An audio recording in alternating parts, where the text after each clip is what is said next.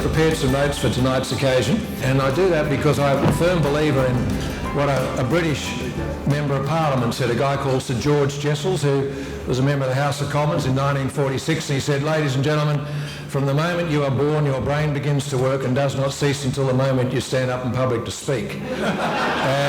and I am a living example of exactly that. So I've got my notes here tonight. But ladies and gentlemen, we now have 6 members of our iconic national party. 5 leaders, or 4 former leaders, 1 current leader, and 1 icon of our party, Peter Nixon, who, with Ian Sinclair, is one of our great heroes. And I'm going to start, the way we're going to do it tonight is I'm going to ask a few questions, and hopefully these people will answer them. We're going to invite some discussion and comment between them.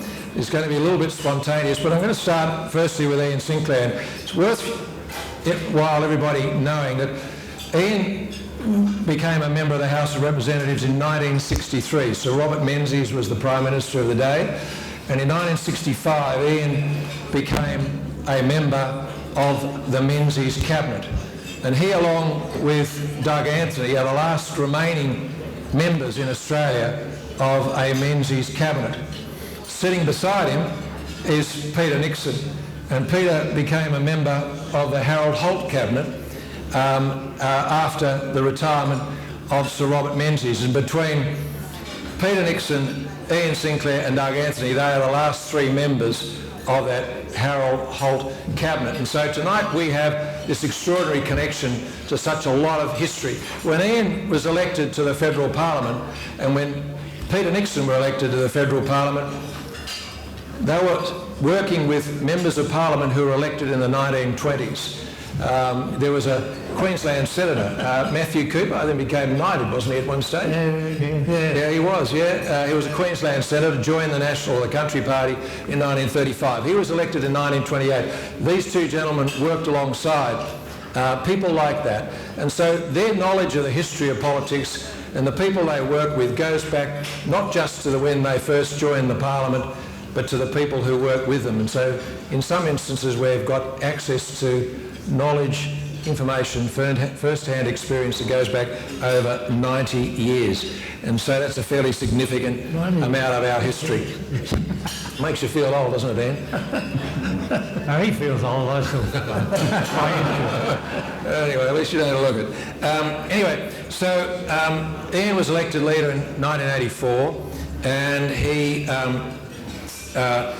he served under 6 Prime Ministers and was Speaker in the House of Representatives when John Howard was Prime Minister of Australia. And so I'm going to ask Ian the first question. Ian, on the 11th of November 1975, after lunch, you became leader of the House in the House of Representatives. That was the day that Gough Whitlam and the government that he led... And we all cheered. And why wouldn't you cheer? That was the day they were dismissed, one of the most significant pieces of Australian political history, certainly one of the most controversial pieces of it. Ian, what was the role, and I'm going to ask Nico to join you in this, what was the role that the Country Party, as it was then, now National Party, played in that dismissal of the Whitlam government?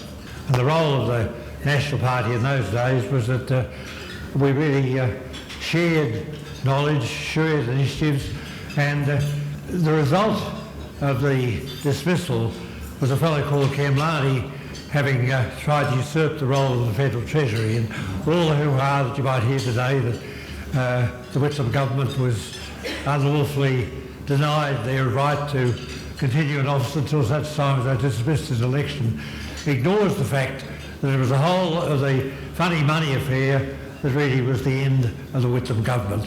And that funny money was something that we all did our best to do something about. In fact, you might remember that Joe in Queensland tried also to see what he could do to find where the money was coming from and why the proper raising of money through bonds, and there are treasury mechanisms which are traditionally in place, why they weren't adopted. Thanks, Ian. Peter Nixon, I seem to recall years ago a story of a weekend at Nareen, which was the Prime Minister Malcolm Fraser's country property here in Victoria, where you were there, Ian Sinclair was there, Doug was there, Phil Lynch, Reggie Withers. Bob Sutton. Yeah, you're all there. What, you were plotting something at the time, weren't you? Plotting's a lovely word. We were deciding a major issue. Well, that really doesn't tell us anything. well, yeah. Out of that meeting, we firmed up that we should try and get rid of the Whitlam government. And it was a good move too. And let me tell you one story about that. Doug and Ian and I were very close to Malcolm on this issue. In fact, we provided a lot of the strength that Malcolm expressed during the course of that period. He came under enormous pressure. Malcolm. I mean, the media was just horrendous on him, and he needed support, and we gave it to him. And he held firm. The Liberal Party had two weak knees, as I call them, that had to be kept under control during the whole process. Malcolm, and this is something I don't think I've told too often, but on that last day, at 6:30 in the morning, Malcolm rang me, and I had to go into Parliament House and talk to him. He just wanted to go over the ground to make sure that he was right, that we were right in what we were doing, because the weak knees had been at him the night before. Who were they?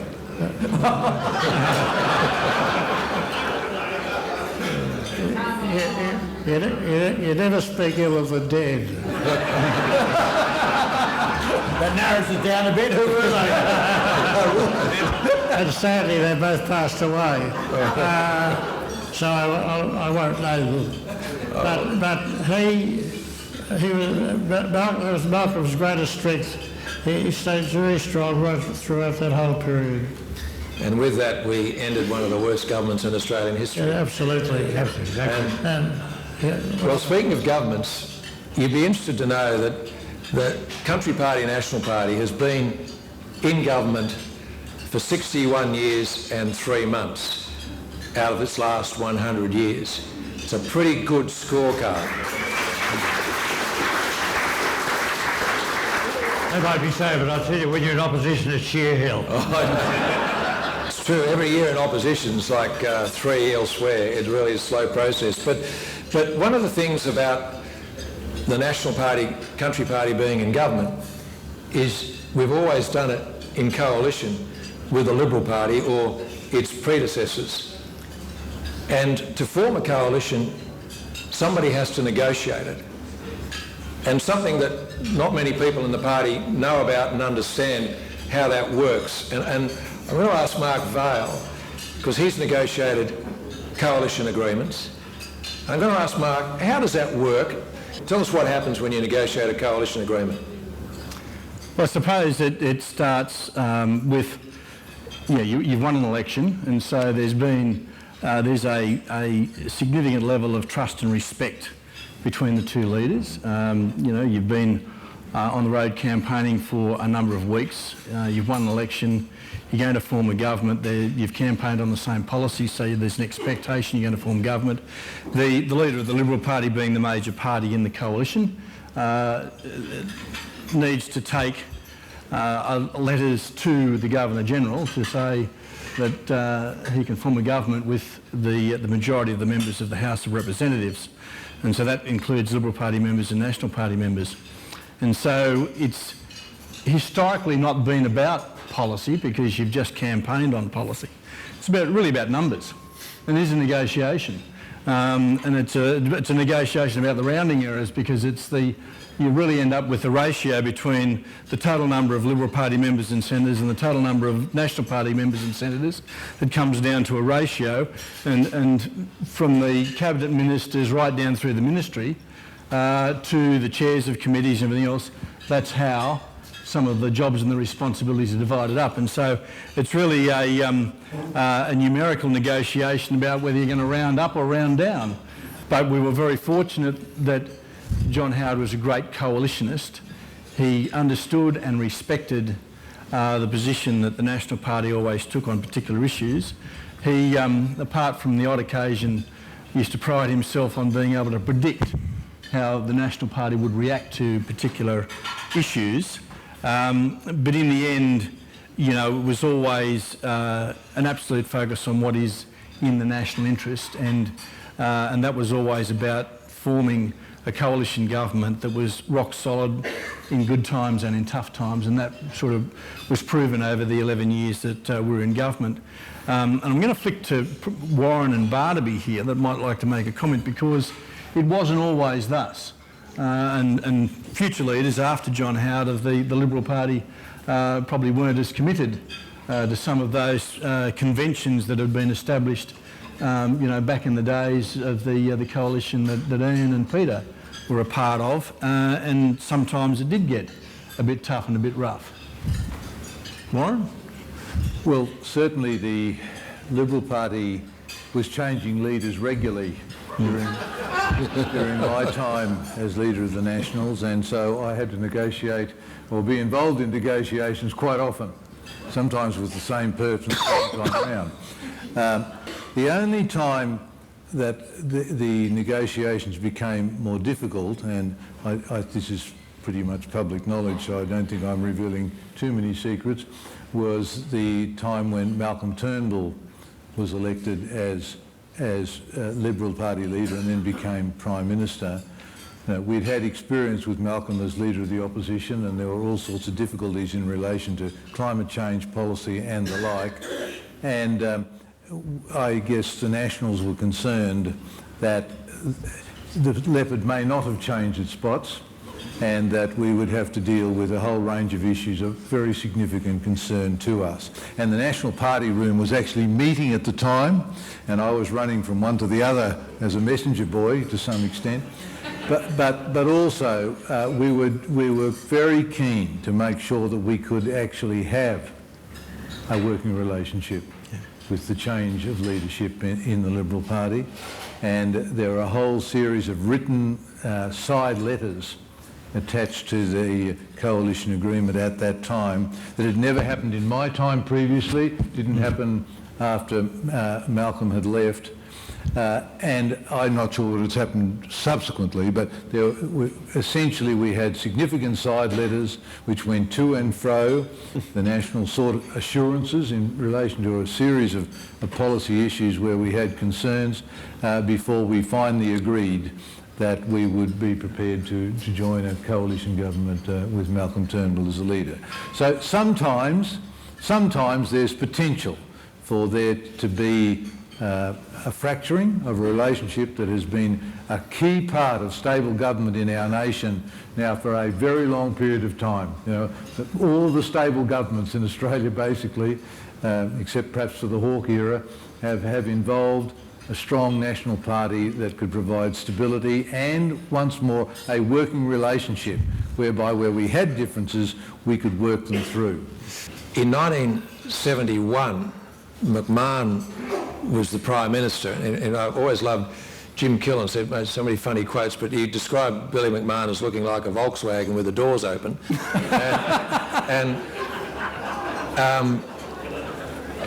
But Billy McMahon wanted to revalue the Australian dollar. This was when the Australian currency was fixed by the government, not by the market. And this was not seen as a good idea by the Country Party. Our three Country Party cabinet ministers, Peter Nixon, Ian Sinclair and Doug Anthony, sat in a cabinet meeting that was to decide whether it would or would not increase or revalue the Australian dollar. McMahon wanted to increase it by about 8.5%, 8.5%, which would have been to the disadvantage of a lot of rural producers. The discussions in that cabinet meeting took 23 hours.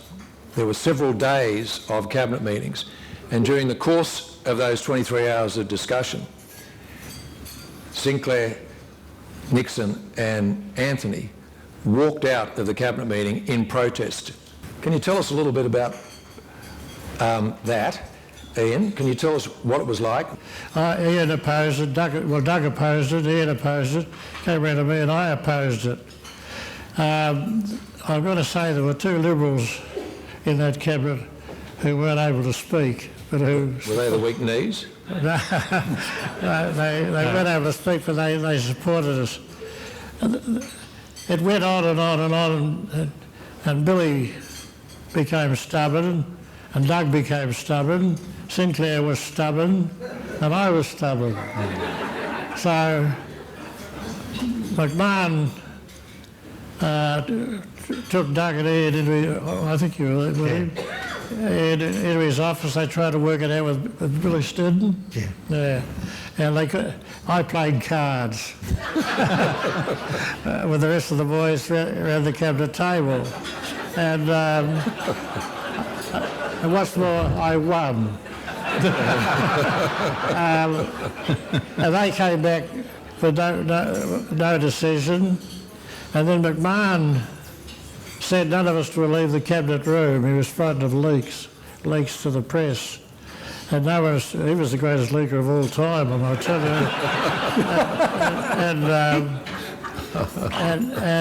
you. So we were stuck in the cabinet room for hours and hours and hours, overnight. Yeah, it was a hell of a thing. Now, Barnaby Joyce, we know Peter Nixon and Ian Sinclair were prepared to walk out of a cabinet meeting because they didn't agree with the view being put forward by members of the Liberal Party in that cabinet. Now, I noticed when you were a senator, you suffered some serious navigational issues and ended up on the wrong side of the chamber a few times. I think 23 times, which you're proud of. 28. 28, sorry. 28. Have you ever been in a cabinet meeting where you felt like walking out because you couldn't agree with what was going on? Well, look, it was kind of different. Like, I suppose sinkers, I couldn't vote for Billy McMahon, not if I had. It was the last thing in my life to do. So I don't know what I would have done with him. But Howard was obviously very much on our side. So he was an easy person to work with. Abbott was pretty much on our side, so an easy person to work with, and I had Malcolm. My experience was probably entirely different, and Michael's got Scott to what the other guys here would have had. You always had to have a look on your face as if you were prepared to, but the brains to know you wouldn't. That's how I used to work it, and there were many times, usually a coalition agreement would be drawn up, and then they'd try to crab walk away from it in piece by piece. So we had 6 major items in ours. I think it's fair for you to know. We had obviously the gay marriage issue, which was very important for our party, the carbon tax issue. We had Inland Rail, which we wanted finance. We had the Regional Investment Corporation. We also had a decentralisation, and we had one other which will come to me later on. But there was one time where the Inland Rail, which was a $10 billion deal, I'd said to Malcolm, you want Badgerys Creek. At that time, that was a $4 or $5 billion punt.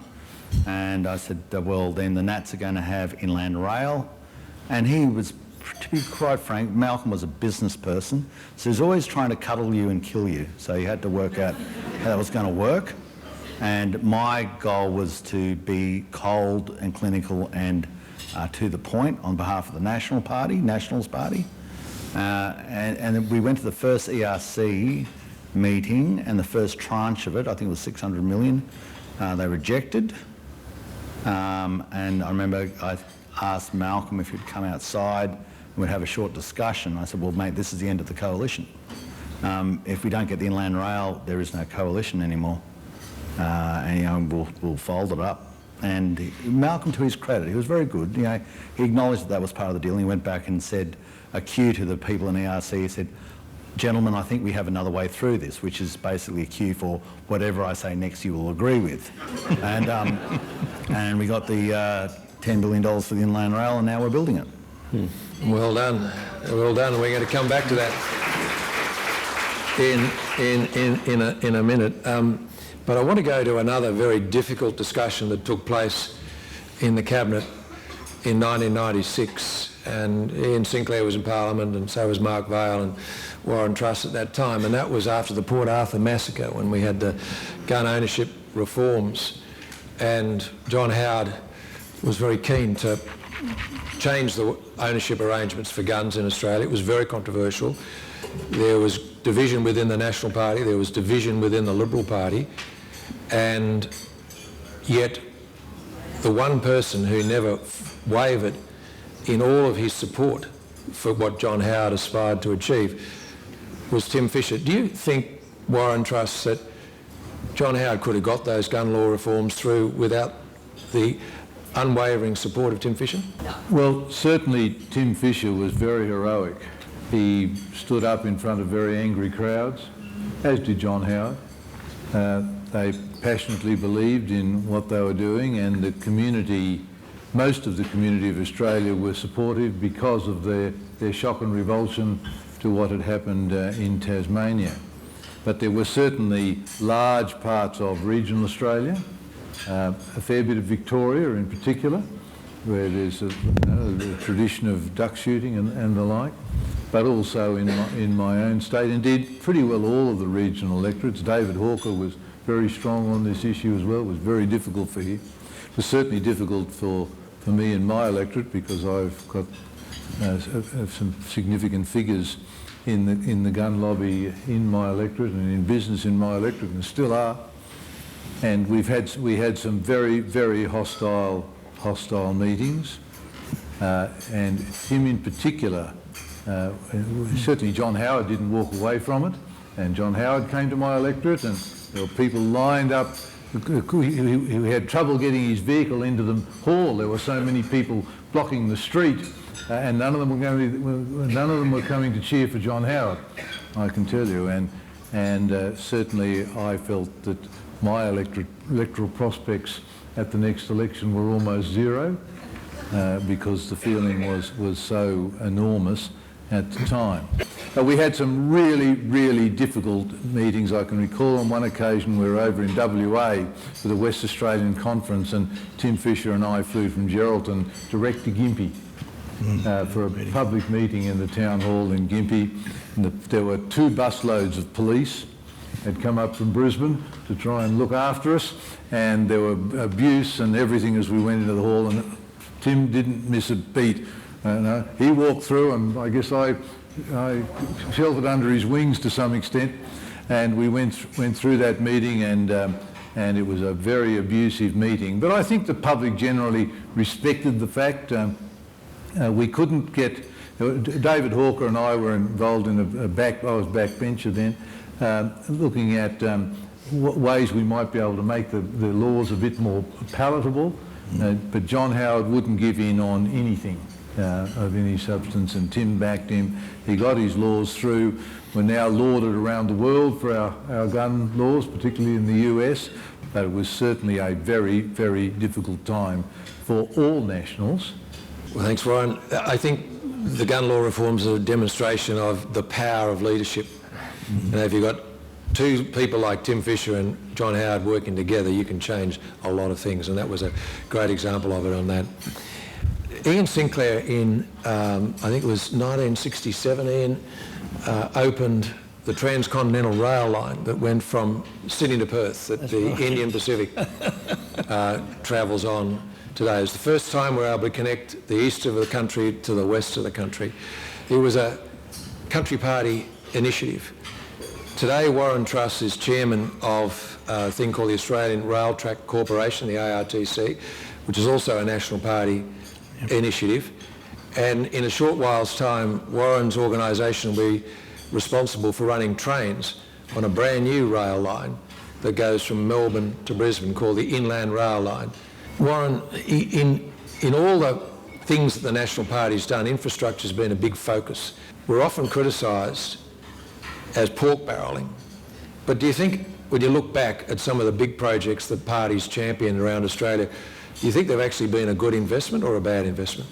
All investment in infrastructure is good, and Tony Abbott deserves a lot of credit for that as well. He was committed to to infrastructure, and we got a huge boost to road funding when the Abbott government came in, and that has made a real difference to the National Highway Network. It had been started really back in Tim and John Anderson's day and Mark's day too, but big investments, a commitment to the Pacific Highway. We finished the Hume Highway, and in my term as Transport Minister, although previous ministers had basically put the funding in place. And so we are within a month or two of having a 4-lane highway all the way from Melbourne, Sydney to Brisbane. And that's a pretty and it's been worked on over a long period of time. Now the Inland Rail is certainly a new dimension, and I congratulate Barnaby for getting the money to make that sort of thing happen. It's going to be such a great project, and it's a project that wouldn't have happened without the National Party, without the funding being obtained, and without those intergovernmental agreements, 2 of which had to be signed with Labor states. So it's a significant achievement by us. And one of which it's taken 2 years to get the signature out of. Can I just say something on that, Sharpie, just shortly? Because it always annoys the hell out of me when people talk about pork barrelling. I mean, you're a good National Party member if you can pork barrel. Let's be honest, that's how it works. You know, Pork barrelaro. And pork barrelaro. But look, the big issue is this. If you stand on a roof in Woolloomooloo and look around 10 square kilometres of that roof, you will find hundreds of billions of dollars of public infrastructure in tunnels, in universities, in airports, in parks, in opera houses, in harbour bridges, in foreshores, in cinemas, in all these things. Hundreds of billions of dollars of infrastructure. But I can tell you right now, I can see the Moon Boys over there on table 6. If you stand on a roof in St George in southwest Queensland and look around 10 square kilometres, or in Bowen, you might see $10 million worth of public infrastructure. So don't tell me that we are pork barrelling. We are merely trying to bring equality and fairness in how the money is spent.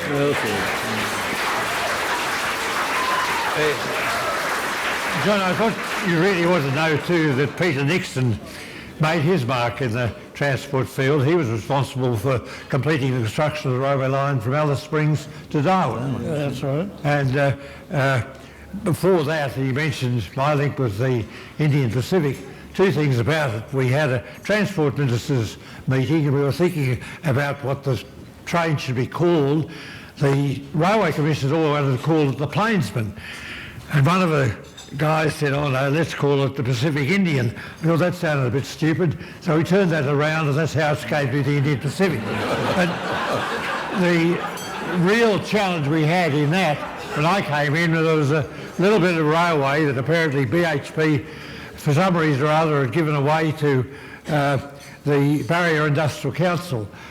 And one of the most difficult negotiations I think I've ever had with the Barrier Industrial Council to buy, I suppose it might be about 30 to 50 k's of railway line, which I had to buy back in order that we could build the eastern to western railway construction.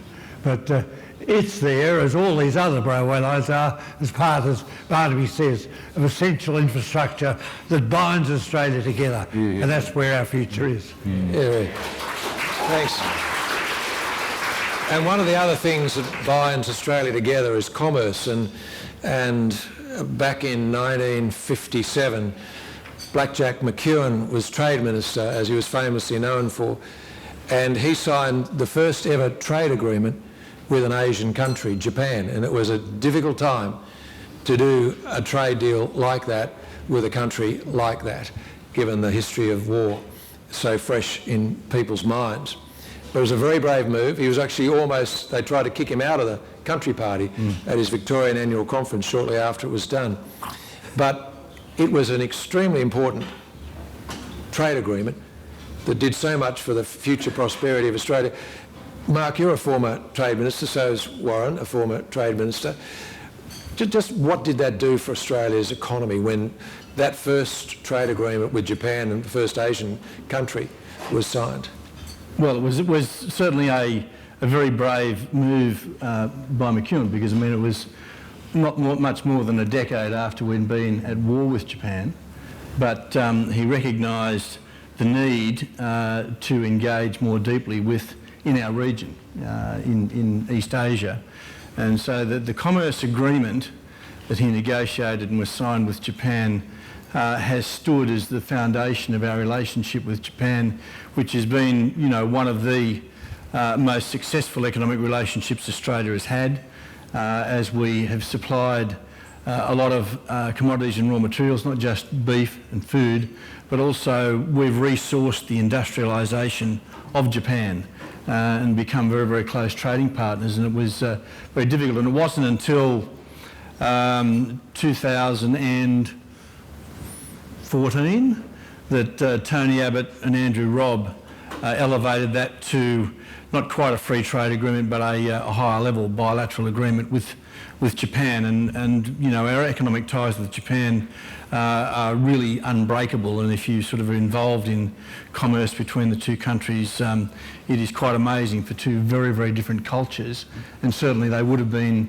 incredibly different cultures, and these guys remember at the time, and it was an amazing thing. And of course, McEwen sort of is often recorded as the great protectionist, but in this case he understood the need to be able to reach out to growing and developing countries across the world, to be able to sell the increased production that was going to come out of Australia, and particularly out of our agricultural industries. And of course, we've gone on in the decades since then, and of course one of the other ingredients of that was ultimately the UK going into the European Union, which meant that our traditional market for our primary produce was completely cut off. And the foresight of McEwen and then everybody, particularly through Doug Anthony's era, sort of opening up different markets across the world, in the Middle East, throughout Asia, with our major trading partners in America. And of course, by the time we left office in 2007, involuntarily of course, we'd started a negotiation with China, with Japan and almost with Korea. They sat on the table and didn't move for 6 years. Within 12 months of a coalition government being re-elected, those deals were done. Yep. Such is the commitment and depth of understanding from our parties, from the Liberal and National parties, as to the need for this nation to be a global trading nation, to open up markets across the world. And along with infrastructure, it really has been, in a policy sense, the hallmark of our party. And I mean, we should never lose sight of the fact. If you just think about the trip down the chronological order of the development of the Inland Rail and the Pacific Highway over the last 25 years, and that's how long it's taken. I mean, John Sharp was the shadow minister between 93 and 96, developed the policy to upgrade the Hume Highway and the Pacific Highway, so we had a first world piece of infrastructure between Melbourne and Brisbane. We took that to the 1996 election and started spending money on it from that point, and it's just been completed now 24 years later. And that takes the commitment of not just one generation of people from our party that have focused on these things, or from both parties, because I mean the Liberal Party remained absolutely committed, and Howard was very, very good in his commitment to the enormous amount of money, billions of dollars that needed to be spent, but to get it complete.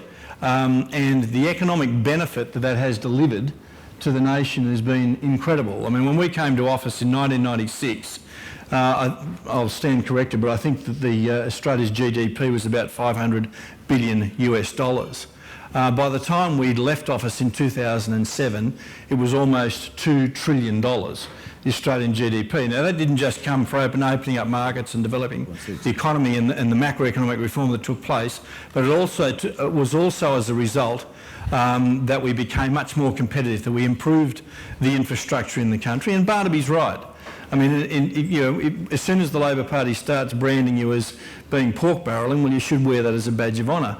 But the greatest compliment to any policy that you develop is when the other side plagiarises it, and they do. I mean, whenever the Labor Party gets into government, they have a regional development program the same as we do. Sharpie, I think that one of the big issues now is how we're going to deal with China. It's a massive superpower. We are so reliant on the wealth of how this nation goes, and that is such a vexed issue. And I reckon it'd be really interesting to see Michael, like you're in the box seat now. How are you going to deal with that? Well, we're going to continue to trade with China because it is our largest trading partner. Now that wasn't that was trying to bring him in because he's not bringing him into the conversation. So I'm going to. And we have to trade with China because it is our largest trading partner. And let me tell you, and I know Kay Hull will back me up here, and so will Noel Hicks, our Riverina farmers, they were in the Murrumbidgee irrigation area, they still are. They sell wine, they sell so many products into China, but for wine and other products, citrus, if we didn't have that market in China, then those farmers would, let me tell you, be either domestically producing or not getting the sort of dollars that they are. And this coronavirus is really a worrying thing because it has stalled so much trade, not just in products that are fresh, but indeed in iron ore, in coal, and it is really worrying. And so we will get through it. Hopefully the peak for the China coronavirus has passed, and we'll get through it because we are very much forward prepared, but it is going to take its toll over the coming months. Thankfully, we've got us as a government and not Labor, because had Labor been in there, they would have brought with them $387 billion of new taxes. They would have brought in so many stymies and impositions on regional Australia that we would have been struggling to get our heads above water. But the fact is, we're addressing it, we're meeting it head on, and we'll get through it. But China trade, very important, and so is all those other free trade agreements that we've had, even to the point the Trans-Pacific Partnership 11. Now that's a $13.3 trillion opportunity for Australian farmers, and would not have been possible with Labor in power. They laughed at us when Donald Trump turned his back and went the other way, and now we've taken it on board. We're making sure it's going to happen, and it's going to be very, very good for our farmers, be they in the Riverina or elsewhere right across our great nation. Thank you, Michael. Now, I want to leave the last word here to Michael McCormack, and it's this. You know, we're today celebrating 100 years of the Country National Party, and in the course of it, we're looking back and seeing what's been achieved, who's been responsible for that, and how we've done it. But it's also an opportunity to use our past as a guide to our future. So, Michael, do you think we're going to be, we won't be, do you think there'll be a group of people here sitting in Melbourne in 100 years' time celebrating the bicentenary of the National Party? Oh, no question. And you only have to look at the number of young nationals who line up in their canary yellow T-shirts each and every election. We are the party for young people. We are the party for people who live in the regions, who call the regions home and who want a better future. And our party has morphed from what it once was, yes, originally as a farmers and settlers party, but a very much an agricultural based party. These days, and I look at Anne Webster, what a great member for Mallee. Anne sort of breaks the mould as far as National Party members are concerned. She made a living out of getting women who were either victims of domestic violence, either who were people who couldn't seem to break into the workforce for one reason or other, or who needed reskilling. And voluntarily, she made opportunities for those women right throughout Mildura, right throughout the Mallee, and also understands farming, also understands the importance of regional living, also understands the importance of health services in the bush. But she's one of those people who probably 25 years ago might not have got pre-selected for the National Party. So we've changed. The regions have changed and we've changed with it. The evolution of the National Party is happening. It's happened for the last 100 years. It'll go on for the next 100 years. And I look forward to serving over the next however many years it is, but like Sinkers, when all of us are in our 90s, coming back. Sinkers is not in his 90s. He's close. I mean, but making sure that when we're octogenarians, making sure that we can come to a similar function like this and seeing the National Party evolved into what it is then. Kay Hull's in her early 30s. She'll still be knocking around. Well, ladies and gentlemen, I want to say thank you very much for their contribution to enlightening us on history. Before